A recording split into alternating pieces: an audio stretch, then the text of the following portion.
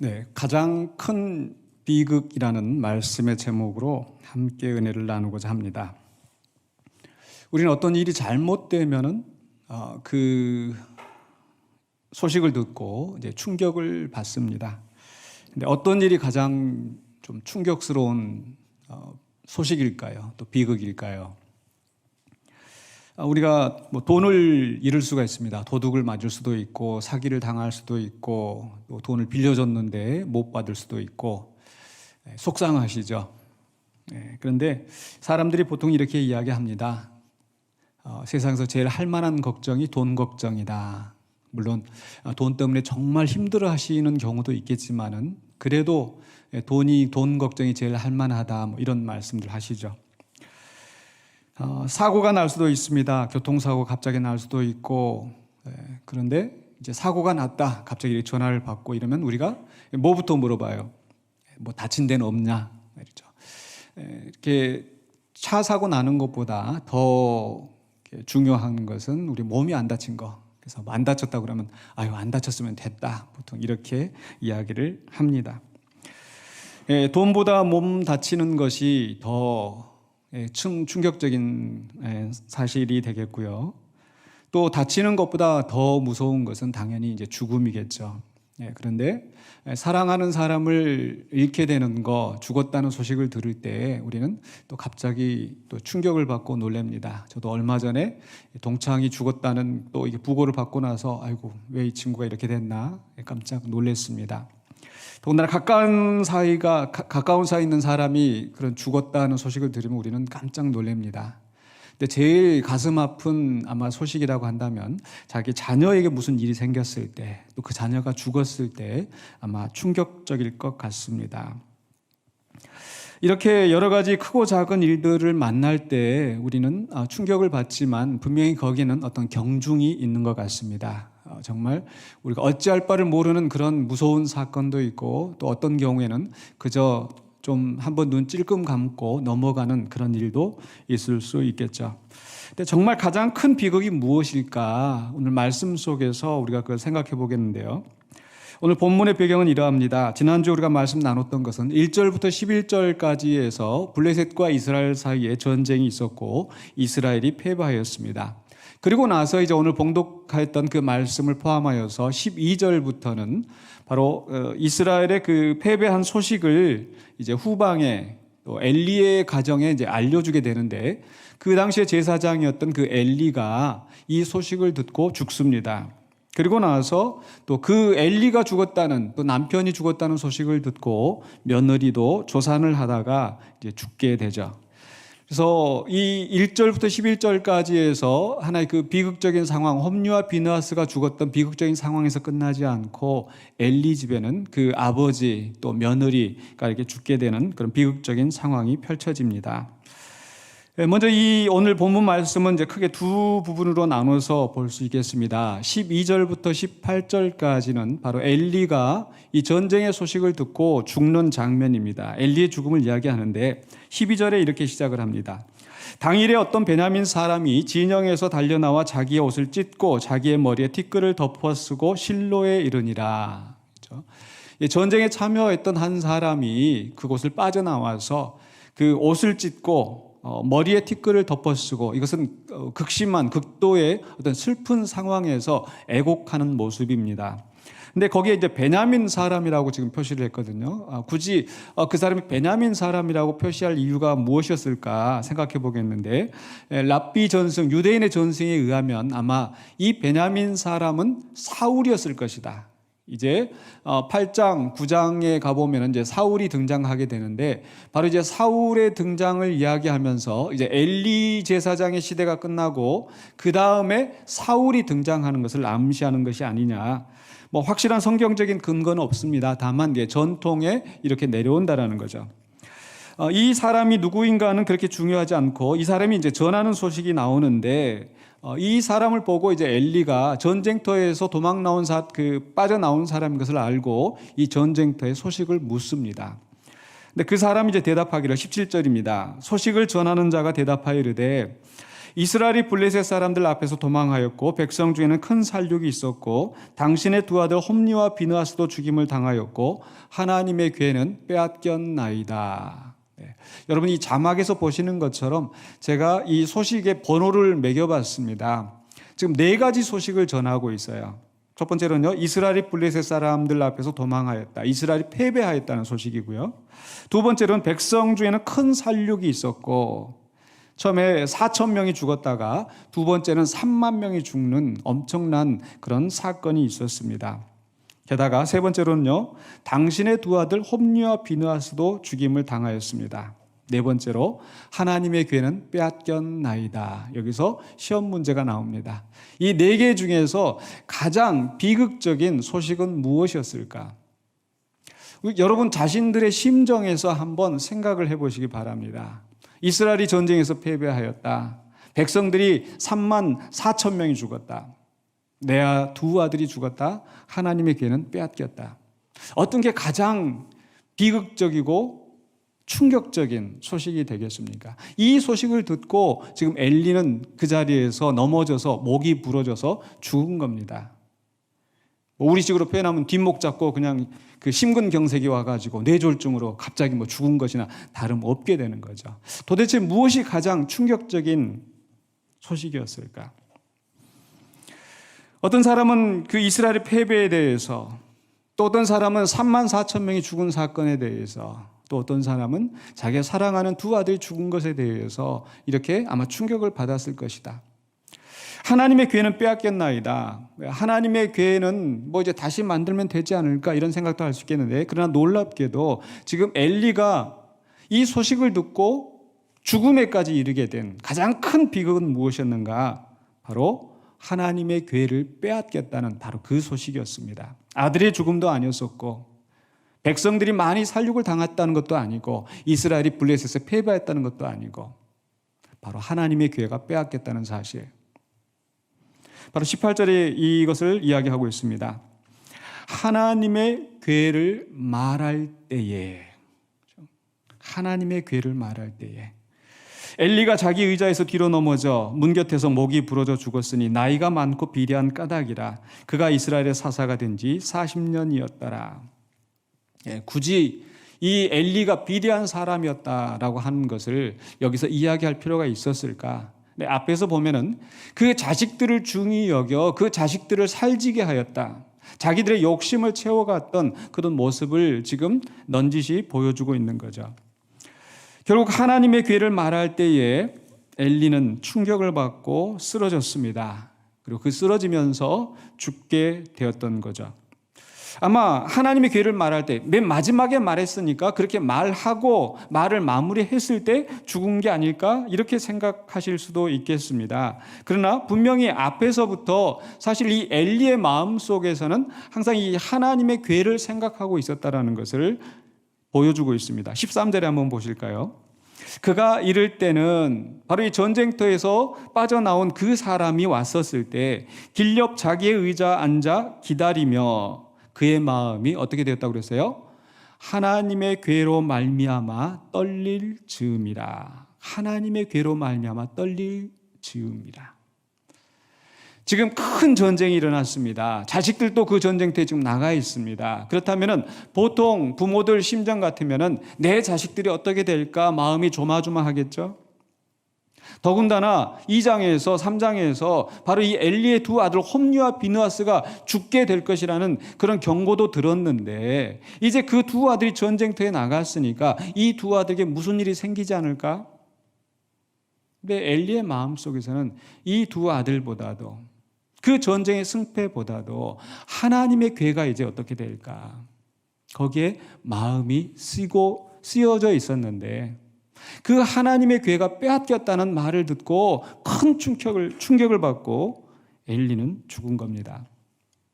근데 비극은 여기서 끝나지 않고 이제 그 다음 두 번째 이야기로 19절로 22절에서는 바로 며느리의 죽음으로 이어집니다. 마치 도미노 현상처럼 홈리와 비느하스가 죽고 엘리가 죽은 다음에 며느리가 죽고 이렇게 비극이 계속 이어지고 있는 거죠. 19절입니다.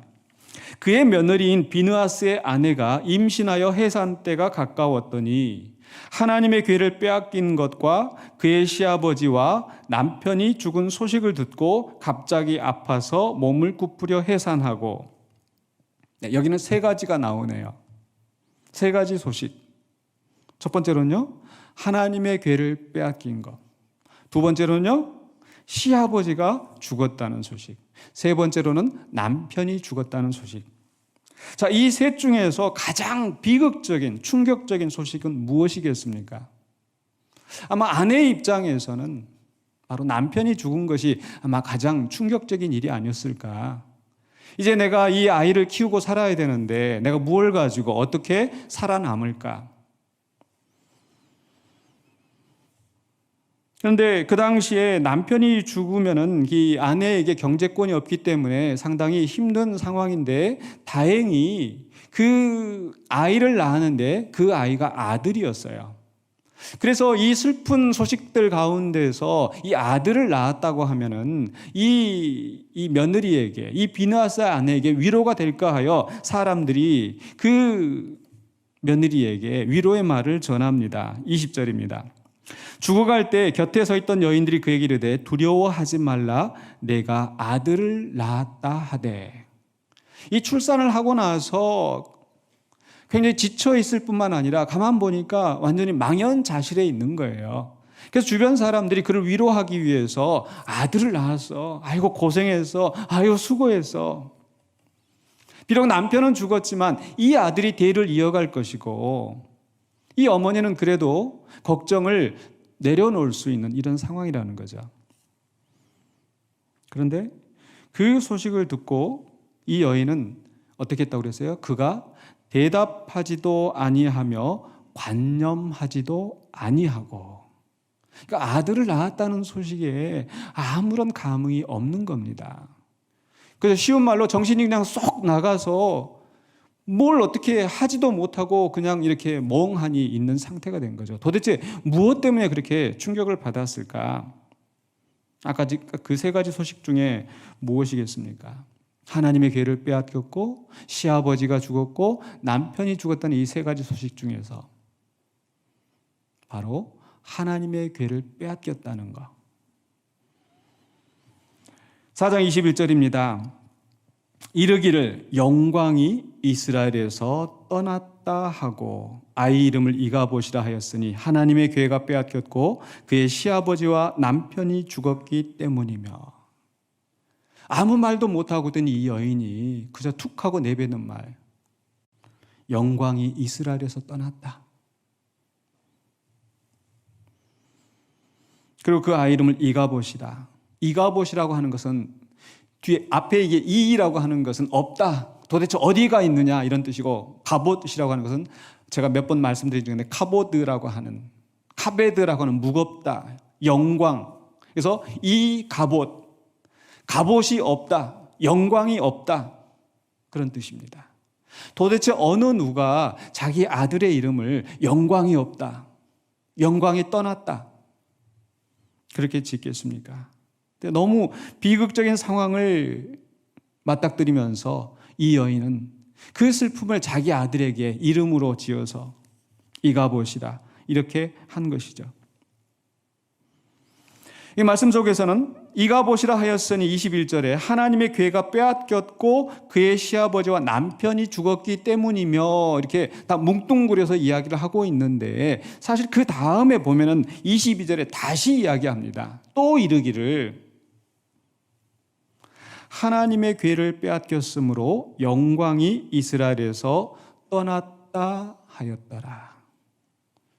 제사장이 죽었기 때문이도 아니고, 시아버지 제사장이 죽어서 또 그 뒤를 이어서 제사장이 되어야 될 비느하스 자기 남편이 죽어서 하나님의 영광이 떠났다는 것이 아니라, 그것 때문에 자기가 지금 망연자실해 있는 것이 아니라 하나님의 궤를 빼앗겼으므로 영광이 이스라엘에서 떠났다라고 분명하게 이야기하고 있습니다.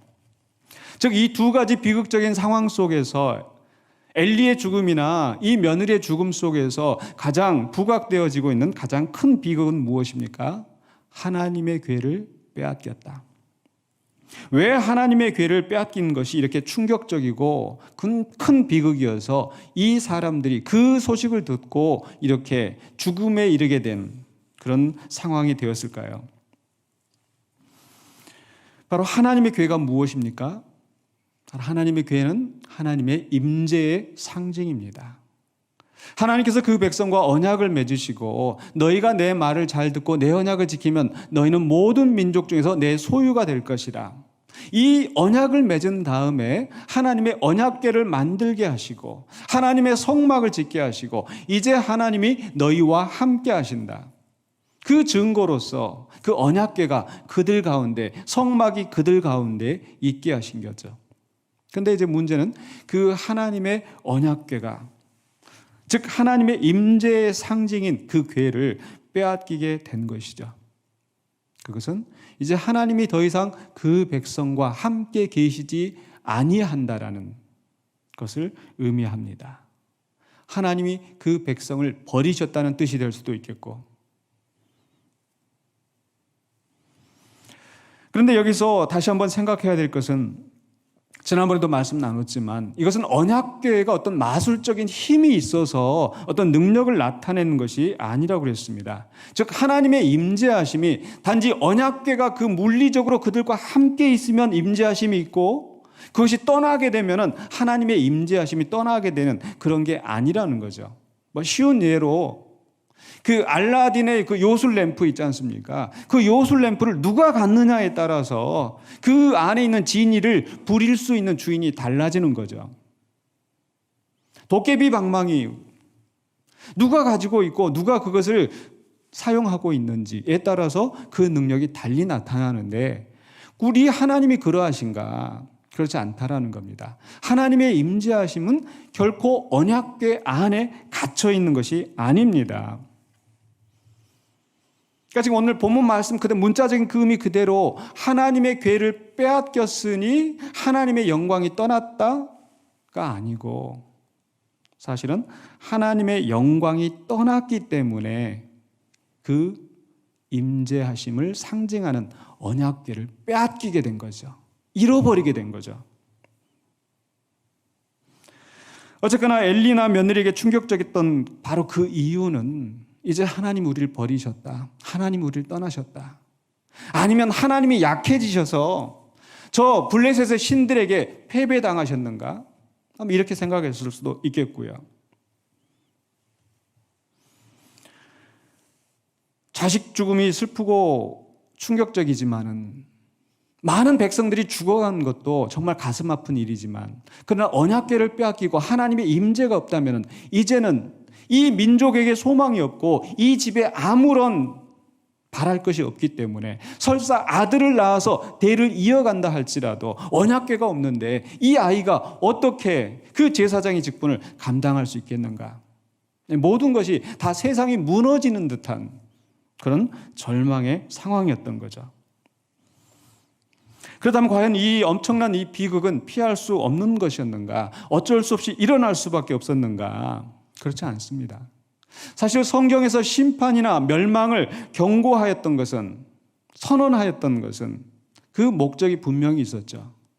죽이려고 하는 것이 목적이 아니라 회개하고 돌이켜서 살게 하시려는 것. 그렇다면 우리가 이 말씀을 생각할 때에 도대체 그 엘리의 두 아들들이 엘리 집이 문제라고 해서 이스라엘 사람들까지 그렇게 패배하고 살육을 당하고 언약궤까지 빼앗기게 되고, 오늘 말씀 속에 있는 것처럼 하나님의 영광이 어디에서 떠났다고 그랬어요? 엘리 집에서 떠났다고 그랬어요? 아니죠. 이스라엘에서 떠났다고 그랬죠. 도대체 그 제사장 때문에 이 이스라엘 백성들까지 문제가 생겨야 되는가? 불공평하지 않은가? 어쩌면 우리가 이렇게 생각할 수도 있겠죠. 그러나 본문에 나타나 있지 않을 뿐 이스라엘에도 문제가 있었습니다. 분명히. 나중에 이제 7장 3절에 가보시면은요, 이제 사무엘이 등장해서 이제 20년이 지난 후의 상황인데, 만일 너희가 전심으로 여호와께 돌아오려거든 이방 신들과 아스다롯을 너희 중에서 제거하고 너희 마음을 여호와께로 향하여 그만을 섬기라.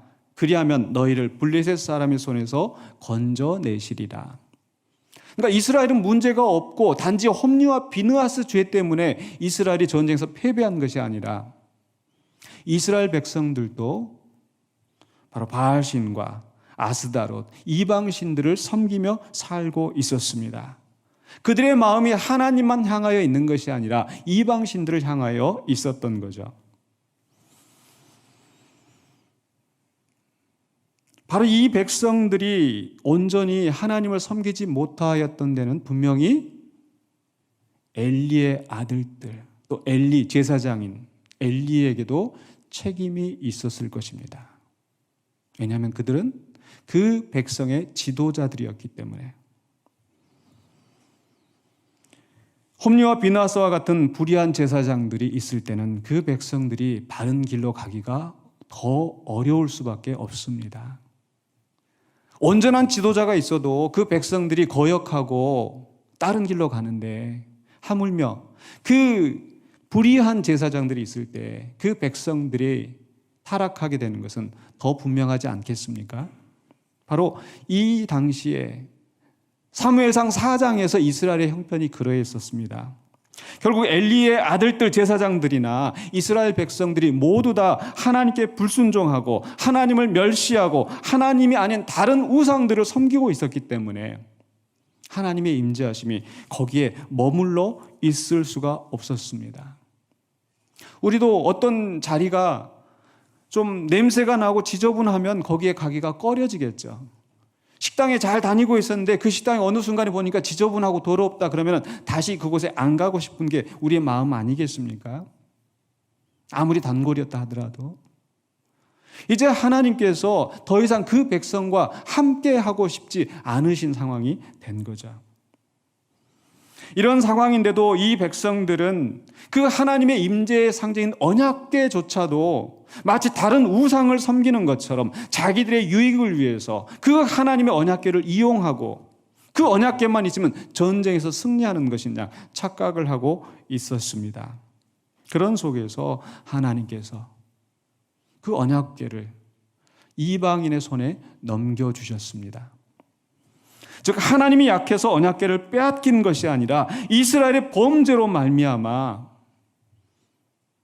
하나님께서 그 언약궤를 내어주셨다라는 것.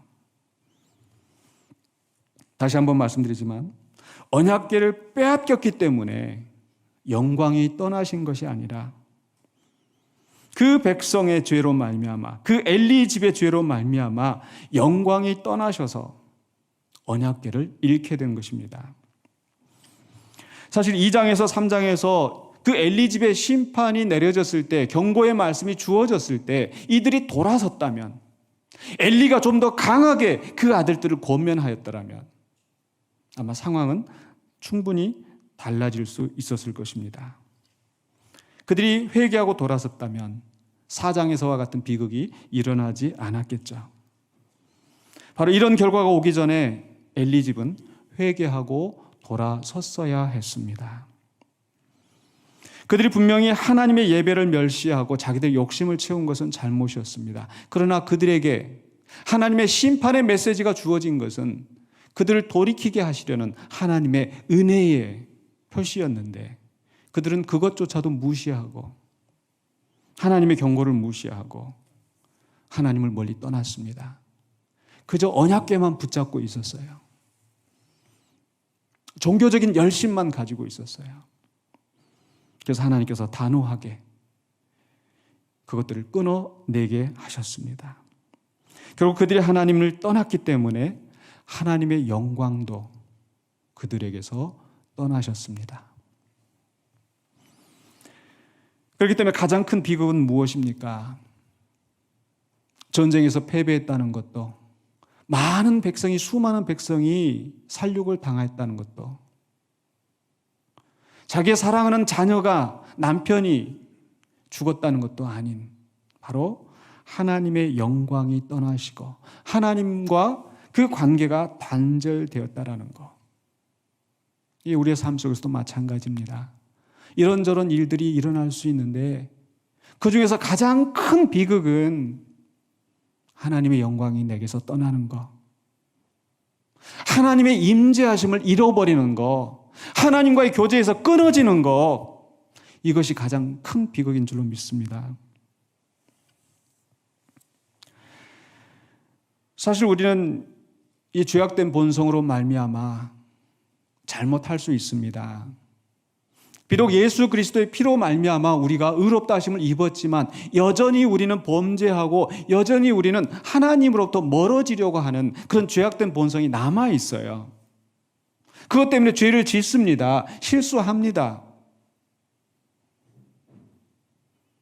근데 중요한 것은 그 잘못에서, 그 실수에서 잘못한 것이 드러났거든. 돌이켜야 되는데, 하나님께 회개하고 하나님께 호소하면 되는데 그렇지 않은 거예요. 계속 그것을 덮고 또 다른 거짓말로 덮어버리고,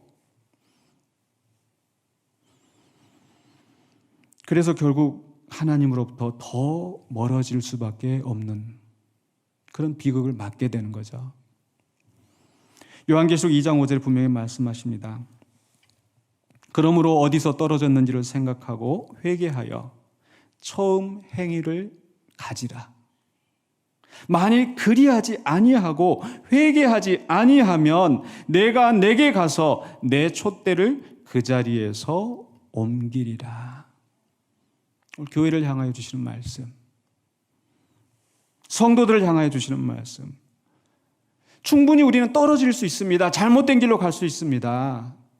그렇다면 어디서 떨어졌는지, 무엇이 잘못됐는지를 돌아보고 회개하여야지, 회개하지 아니하면 내 촛대를 옮기리라. 하나님의 영광이 떠나시게 되는 겁니다. 엘리 집은 회개하지 않았습니다. 심판의 경고가 내렸지만 돌아서지 아니하였습니다. 어쩌면 엘리가 그 홈리와 비느하스가 죽었던 그 사실을 듣고서도 아마 동요하지 않았던 것은 아마 이미 포기하고 있었던 것이 아닌가. 아무리 말을 해도 듣지 않는다 싶으니까 포기한 것이 아닌가. 그러나 그렇게 홈리와 비느하스가 죽는 것 이상으로 결국 하나님의 괴를 빼앗기고 하나님의 영광이 이스라엘에서 떠나게 될 것이라는, 아마 그 정도까지는 예상하지 못했던 것 같습니다. 하나님의 심판은 막중하다라는 거, 엄중하다라는 거, 우리는 두려워해야 됩니다. 단지 엘리 집만의 문제가 아니라고 그랬었죠. 그런 부패한 제사장들이 잘못된 길로 인도하여서 그 백성들로 어그러진 길로 가게 하고 결국 그 백성들도 심판을 받게 되었는데, 이 백성들도 바로 분별하고 바른 길로 갔었어야 합니다. 그러나 그들은 돌이키지 않았습니다. 사실 이 말씀을 보면서 단지 이스라엘의 문제만은 아니라 우리 모두의 문제라는 것을 우리는 인식해야 됩니다.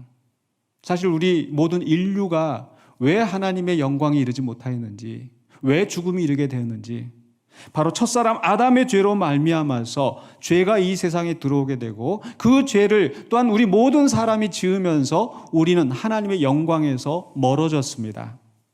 그래서 로마서 3장 23절은 이렇게 이야기합니다. 모든 사람이 죄를 범하였음에 하나님의 영광에 이르지 못하더니, 하나님의 영광이 더 이상 우리와 함께하지 아니하고 하나님의 임재하심이 더 이상 우리 가운데 있지 아니하고 우리는 생명이신 하나님으로부터 끊어져서 단절되어서 죽을 수밖에 없었던 우리 인간들, 바로 첫사람 아담과 하와의 범죄로 말미암아서 모든 사람이 죄를 범하게 된 그런 형편이었습니다. 그러나 사랑과 은혜가 풍성하신 우리 아버지 하나님께서 우리를 그냥 버려두지 아니하시고 우리를 구원하시기 위해서 참 지도자, 참 구원자이신 예수 그리스도를 보내신 거죠. 그래서 바로 그 다음에 로마서 3장 24절은 뭐라고 말씀합니까? 그리스도 예수 안에 있는 속량으로 말미암아 하나님의 은혜로 값없이 의롭다 하심을 얻은 자 되었느니라. 하나님의 영광이 이르지 못하였던 우리가 예수 그리스도 안에서 죄사함을 받고 의롭다함을 얻고 이제 하나님의 영광에 나아갈 수 있는 그런 신분으로 바뀌어졌습니다. 아멘. 깨끗하게 되었을 뿐만 아니라 우리에게 또 하나님께서 뭘 주셨다고 그랬어요? 우리 이병수 전도사님이 계속 오후 예배 시간에 요한복음을 통해서 말씀하고 있는 내용.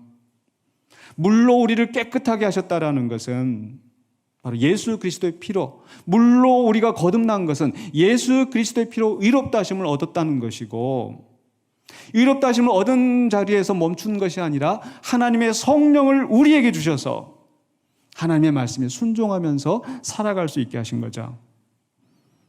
바로 그 성령님이 이제는 우리 안에 내주하시고, 이제 우리는 하나님의 영광이 임하여 있는 하나님의 거룩한 전이 된 줄로 믿습니다. 이제 우리 안에는 하나님의 영광이 함께 하십니다. 하나님의 성령이 함께 하십니다. 그러나 그렇다고 해서 무작정 안일하게 이제 성령이 내 안에 계시니까 나는 내 멋대로 산다? 그건 잘못된 거죠. 분명히 로마서에서 바울은 다시 한번 경고합니다. 로마서 11장 20절로 21절에 옳도다 그들은 믿지 아니함으로 꺾이고 너는 믿음으로 섰느니라. 바로 이스라엘을 가리켜서 믿지 아니함으로 그들은 꺾였는데 너희들은 믿음으로, 오직 예수 그리스도를 믿는 믿음으로 접붙임을 입었지 않느냐. 그렇기 때문에 어떻게 하라? 높은 마음을 품지 말고 도리어 두려워하라. 하나님이 원가지들도 아끼지 아니하셨은즉 너도 아끼지 아니하시리라. 엘리집을 꺾어버리신 하나님, 부패한 이스라엘을 심판하신 하나님, 원가지를 꺾어버리셨는데 하물며 접붙인 가지가 온전하지 아니할 때 하나님이 어떻게 하실지 생각해보라. 경고의 말씀입니다.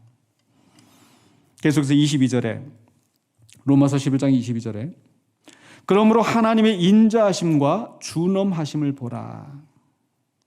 한편으로는 하나님은 인자하시지만 다른 한편으로 하나님은 준엄하신 분.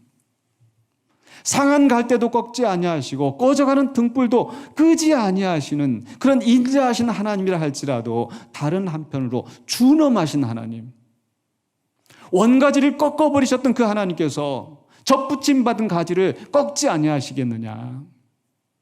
그 준엄하신 하나님, 넘어지는 자들에게는 준엄하심이 있다라고 말씀합니다. 그러면서 덧붙이는 말씀 뭡니까? 22절 후반부에 같이 한번 읽어보십시다. 너희가 만일 하나님의 인자하심에 머물러 있으면 그 인자가 너희에게 있으리라. 그렇지 않으면 너도 찍히는 바 되리라. 인자하심에 머물러 있으라는 건 무엇입니까? 우리가 아무런 공로가 없는데 오직 하나님의 긍휼하심, 하나님의 은혜로, 하나님의 인자하심으로 예수 그리스도를 믿는 믿음으로 구원을 얻었지 않습니까? 바로 그 믿음 안에 거하는 겁니다. 그러면서도 또 우리가 범죄할 수 있는데 범죄할 때 또 어떻게 해야 돼요? 준엄하신 심판을 면하기 위해서는 하나님의 인자하심에 호소하고 예수 그리스도 안에서 나를 용서하신 그 하나님의 은혜 앞에 엎드리며 나의 죄를 용서하여 주시옵소서. 하나님 잘못했습니다. 그게 바로 인자에 머물러 있는 성도의 삶인 줄로 믿습니다. 바로 다윗이 그러한 본을 우리에게 보여주었어요. 올해 우리가 말씀에 있는 것처럼 표 말씀, 하나님께서 다윗을 보시고 뭐라고 말씀하셨어요? 이 사람은 내 마음에 맞는 사람이라. 이 사람을 통해서 내가 내 뜻을 이룰 것이다. 성경 속에서 어떻게 보면 가장 이상적인 하나님의 마음에 맞는 사람으로 제시되고 있지만 그 다윗도 온전하지 못했습니다. 범죄했습니다. 정말 사람들이 듣기에 끔찍한 그런 죄를 저질렀습니다. 그러나 다윗은 하나님의 인자하심에 머물렀어요. 그 죄에 대한 경고를 들을 때에 하나님 앞에 자복하고 정말 침상을 눈물로 띄울 정도로 눈물을 흘리면서 애통하면서 하나님의 인자하심을 구하고 하나님의 임재하심이 떠나지 않도록 간구했습니다. 그래서 하나님께서 그를 떠나시지 않은 거예요. 바로 그 말씀이 오늘 봉독하였던 교동문 가운데서 우리가 봉독하였던 바로 시편 51편입니다. 다윗이 밧세바를 범한 후에 나단 선지자가 그에게 나타났을 때에 회개하면서 외쳤던 이 시. 한번 잠깐 보실까요? 말씀 마무리하기 전에 시편 51편 1절과 2절에서 하나님이여 주의 인자를 따라 내게 은혜를 베푸시며 주의 많은 긍휼을 따라 내 죄악을 지워주소서. 나의 죄악을 맑게 씻으시며 나의 죄를 깨끗이 지하소서. 하나님의 마음에 맞는 사람이라 할지라도 그 자신의 본성을 들여다볼 때는 내가 모태 중에서 죄를 지었습니다. 우리 어머니가 죄 가운데서 나를 잉태하였습니다. 나는 항상 보면은 내 죄가 내 앞에 있습니다. 사도 바울도 고백했던 것처럼 오호라 나는 공고한 사람이라. 내 속에 육체의 소욕이 나를 괴롭게 만들고 성령의 소욕은 바른 길로 하나님 뜻대로 가고자 하나 육체의 소욕이 자꾸 나를 끌어당겨서 나는 곤고한 사람이라. 다윗도 사도 바울도 이런 곤고함 속에서 씨름하고 있는 사람들이에요. 우리와 마찬가지로. 그러나 다윗을 통해서 우리가 본받아야 할 교훈이 있다면 바로 그런 죄악을 하나님 앞에 자복하고 하나님의 인자하심을 구하고 그래도 하나님의 뜻대로 살려고 노력하였다라는 것. 그래서 하나님께서 다윗은 하나님의 마음에 맞는 사람이라. 하나님의 인자하심을 구하였던 다윗은 바로 51편 10절로 11절에서 이렇게 이야기합니다. 이렇게 기도합니다. 우리 이 기도가 우리의 기도가 되기를 원합니다. 그래서 이 기도의 말씀, 우리의 심령으로 같이 고백하기를 원합니다. 우리 함께 고백하십시다. 하나님이여, 내 속에 정한 마음을 창조하시고 내 안에 정직한 영을 새롭게 하소서. 나를 주 앞에서 쫓아내지 마시며 주의 성령을 내게서 거두지 마소서. 기도하겠습니다. 사랑의 주 하나님, 죄악 가운데서 하나님을 근심하게 하고 하나님을 멀리 떠나 하나님의 뜻을 벗어겨 살아왔던 우리의 모습이지만 우리에게 하나님의 말씀으로 경고하시고 깨닫게 하시고 다시 주님 품으로 인도하신 하나님의 사랑을 믿습니다. 우리를 바른 길로 이끄시는 하나님의 말씀에 귀를 기울이게 하여 주시고 내 육신의 본성을 따라가는 삶이 아니라 나를 이끄시는 성령님의 음성에 귀를 기울이며 살아가게 하여 주시옵소서. 그래서 하나님의 임재하심이 내게서 떠나지 아니하고 하나님이 그 얼굴을 내게 외면하지 아니하시고 하나님의 은혜 안에서 살아가는 우리 모두가 되게 하여 주시옵소서. 예수 그리스도 이름으로 기도하옵나이다. 아멘.